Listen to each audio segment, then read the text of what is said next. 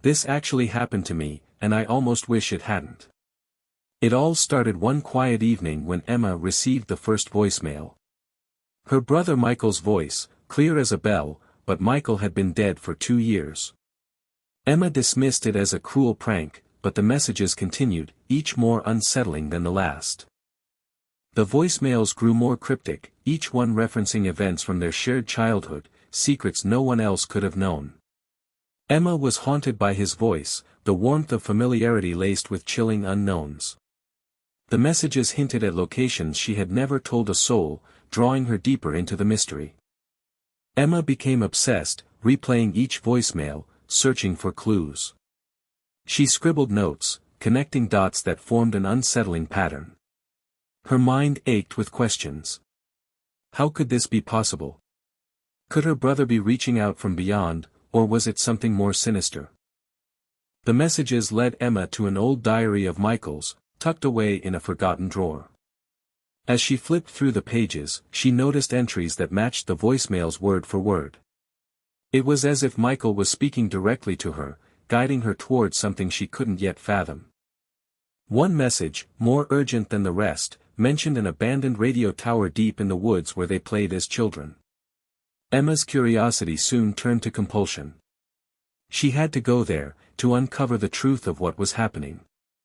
The tower had been a place of forbidden adventures, now shrouded in eerie mystery.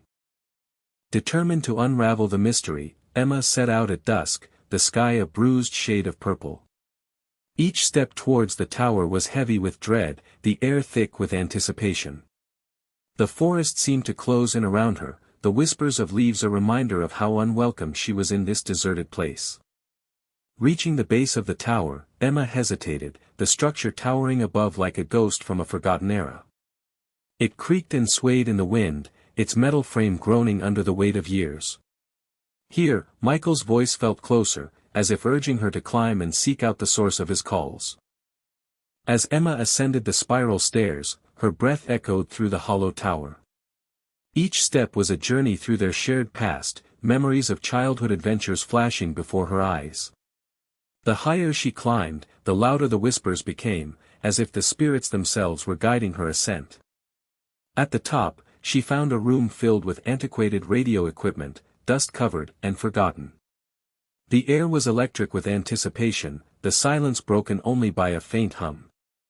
Emma felt a chill, an unmistakable sense of presence, as if she were not alone. She reached for the dials, compelled to uncover what lay beyond. As Emma adjusted the dials, static filled the room, morphing into faint voices, a cacophony of lost souls trapped between worlds.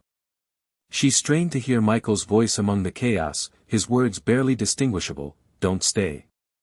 Leave before it's too late."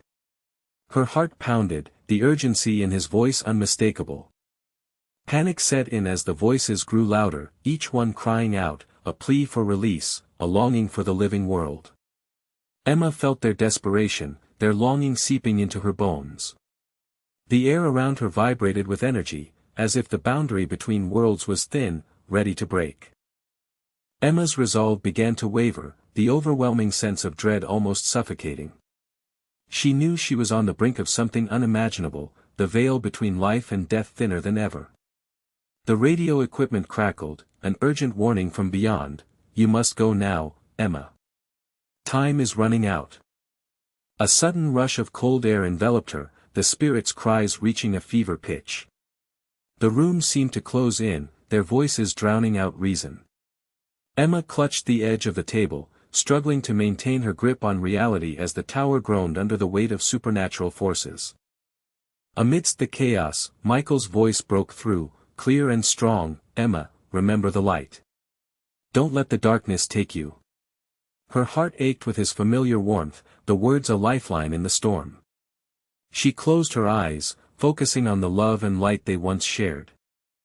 With renewed purpose, Emma turned away from the voices, each step towards the staircase a battle against the invisible forces pulling her back. The tower shuddered, the spirits' cries desperate and pleading. She felt their pain, their unyielding desire for release, urging her to stay and listen. Reaching the bottom of the stairs, Emma stumbled into the cold night air, the forest silent and watchful. The tower loomed behind her, a relic of forgotten dreams. She glanced back, just once, as the voices faded into the night, leaving her alone with the weight of her discovery. Emma knew now that the tower was a gateway, a place where the souls of the lost lingered, yearning for connection. She felt their stories etched into her heart, each one a whisper from the abyss. Silence reigned, but the knowledge of the otherworldly remained, haunting her steps.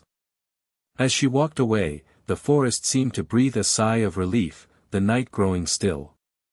Michael's final message echoed in her mind, a bittersweet farewell and a warning she could never forget. She knew she had been given a glimpse into a world where boundaries blurred and reality unraveled. The terrifying revelation lingered like a shadow, a chilling reminder of what lay beyond the veil. Emma realized she had narrowly escaped a fate sealed by an unseen force, the boundary between worlds fragile and unpredictable. Michael's warning had saved her, but the voices of the lost continued to echo, forever haunting. If you're watching this in the dark, remember, the stories we tell are less about fear and more about the unknown. Subscribe for more tales that chill and intrigue, as we delve into mysteries that blur the line between reality and the supernatural. Until next time, keep your ears open and your mind curious.